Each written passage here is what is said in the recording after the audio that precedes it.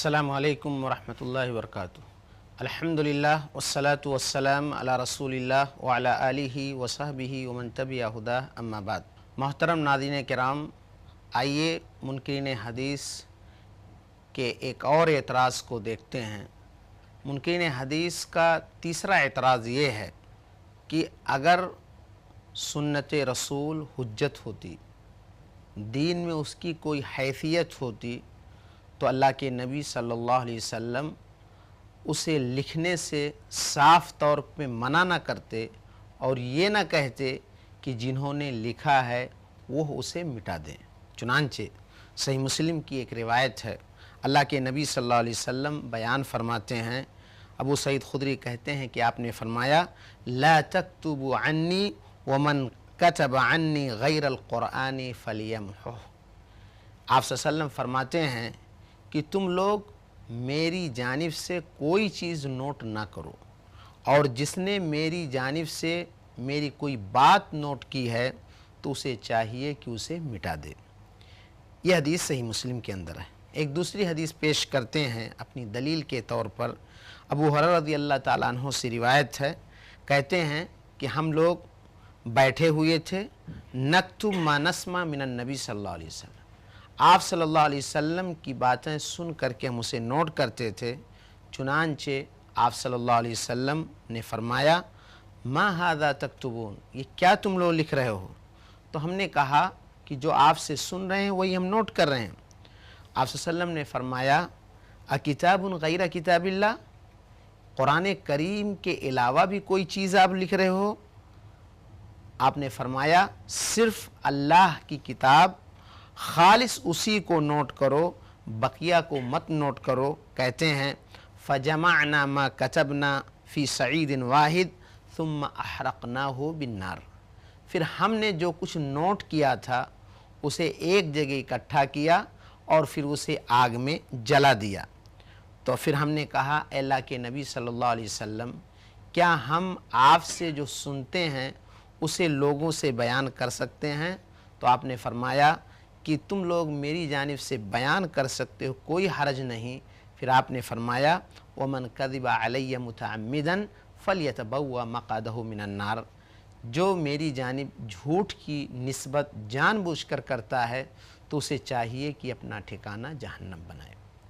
ये दो हदीसें हैं, जिनमें से पहली हदीस सही मुस्लिम के अंदर है, जिसकी सेहत में कोई कलाम नहीं, और दूसरी हदीस जिसके अंदर ये है कि आप सल्लल्लाहु अलैहि वसल्लम ने सख्ती से मना किया और हमने उन चीज़ों को जला दिया, क्योंकि अल्लाह के नबी ने फरमाया, अल्लाह की किताब के होते हुए किसी दूसरी किताब की कोई गुंजाइश नहीं है।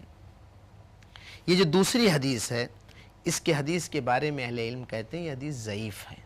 इस हदीस के अंदर एक रावी है अब्दुर्रहमान बिन ज़ैद इब्न असलम, जिनके ज़ाफ़ पर, जिनके ना काबिल एतबार होने पर तमाम अहले इल्म मुत्तफ़िक़ हैं।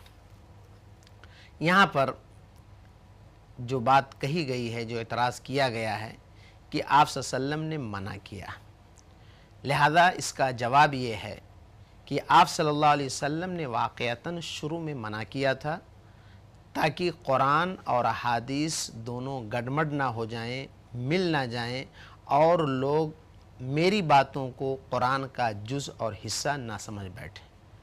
लेकिन आप सल्लल्लाहु अलैहि वसल्लम ने मना जो किया, इससे ये कहाँ लाजिम आता है कि आप सल्लल्लाहु अलैहि वसल्लम की हदीस हुज्जत नहीं है, इसलिए कि आप सल्लल्लाहु अलैहि वसल्लम ने इजाज़त दी है कि मेरी जानिब से बयान करो। आप सल्लल्लाहु अलैहि वसल्लम ने फ़जीलत बयान की है उन लोगों की जो हदीसें बयान करते हैं, लिहाजा आपका बयान करना, आपका बयान करने का हुक्म देना, बल्लिगु अन्नी वलो आया कह करके अपनी जानिब से तबलीग का हुक्म देना, ये सुन्नत की हुज्जियत की दलील है।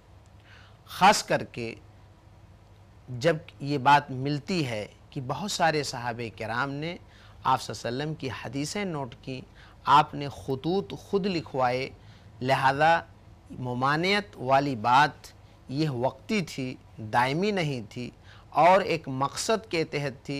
लिहाजा वह मकसद अगर गड़बड़ होने का नहीं है तो फिर ऐसी सूरत में लिखने में कोई हरज की बात नहीं है।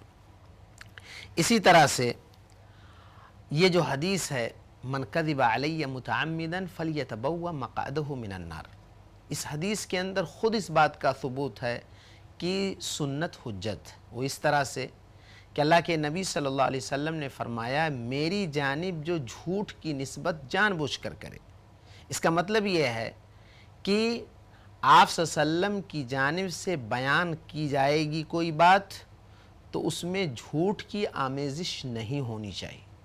اگر جھوٹ کی آمیزش ہے تو بیان کرنے والا اپنا ٹھکانہ جہنم میں بنا رہا ہے، لیکن اگر آمیزش نہیں ہے ویسے ہی ہو بہو بیان کر رہا ہے تو پھر ایسی صورت میں اس کے لیے وہ فضیلت ہے جو آپ صلی اللہ علیہ وسلم نے بیان فرمائی۔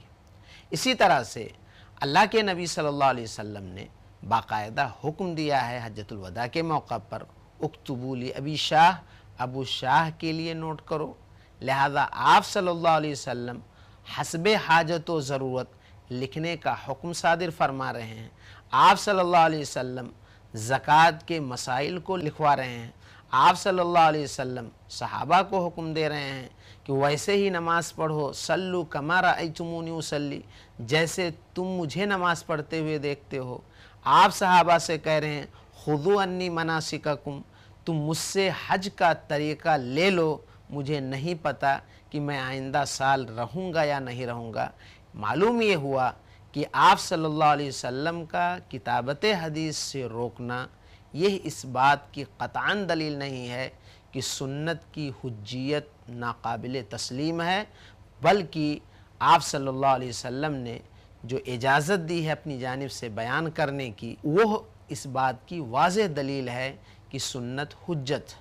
خاص کر کے ابو ہریرہ رضی اللہ تعالی عنہ انہوں نے یہ بھی بیان کیا تھا کہ جس میں آپ نے فرمایا تھا کہ جو شخص علم کو چھپاتا ہے، حدیثیں جس کے پاس ہیں صحیح سے بیان کر سکتا ہے لیکن اسے چھپاتا ہے تو اللہ کے نبی صلی اللہ علیہ وسلم نے اس کے بارے میں کہا ہے ایسے شخص کو اللہ رب العزت جہنم کے آگ کا لگام پہنائے گا۔ معلوم یہ ہوا کہ نہ بیان کرنے کے سلسلے میں یہ وعید ہے، لہذا حدیثیں جب بیان کی جائیں گی آپ صلی اللہ علیہ وسلم کے فرامین کو دوسروں تک منتقل کیا جائے گا، لہذا کیسے یہ بات کہی جا سکتی ہے کہ آپ نے لکھنے سے جو منع کیا ہے یہی کافی ہے کہ سنت رسول حجت نہیں، دین میں اس کی کوئی حیثیت نہیں ہے۔ یہ انتہائی غلط اعتراض ہے جو معترضین نے کیا ہے، اور ہمیں یہ بات سمجھنی چاہیے کہ تھوڑی دیر کے لیے اگر ہم مان بھی لیتے ہیں کہ ٹھیک ہے اللہ کے نبی صلی اللہ علیہ وسلم نے منع کیا تھا اور صحابہ کو منع کرنے کا مقصد یہ تھا کہ تاکہ اس کی حیثیت مجروح ہو، تو پھر صحابہ نے لکھا کیوں؟ صحابہ کرام نے اسے نوٹ کیوں کیا؟ صحابہ کرام کا اپنے طور پہ نوٹ کرنا، صحابہ کرام کو بیان کرنے کا حکم دینا، صحابہ کرام کو کسی صحابی کے غلط اقدام پر حدیث رسول سے اس کی تنبیہ کرنا، یہ ساری باتیں اس بات کا پتہ دیتی ہیں کہ احادیث رسول حجت ہیں، ان کا دین کے اندر ان کی حیثیت ہے، ان کا مقام و مرتبہ مسلم ہے، اور آپ صلی اللہ علیہ وسلم کے لکھنے کی ممانعت یہ کسی بھی قیمت پر حدیث رسول کی عدم حجیت کی دلیل نہیں ہے۔ ناظرین کرام، یہاں پر ہم رکتے ہیں اور آپ سے درخواست کرتے ہیں کہ اگلے ایپیسوڈ میں انشاءاللہ ہم اگلے اعتراض کو لے کے حاضر ہوں گے۔ آپ اس ویڈیو کو زیادہ سے زیادہ لائک کریں، شیئر کریں اور لوگوں تک پہنچانے میں ہماری مدد کریں۔ ہم یہیں پر آپ سے رخصت ہوتے ہیں۔ السلام علیکم ورحمۃ اللہ وبرکاتہ۔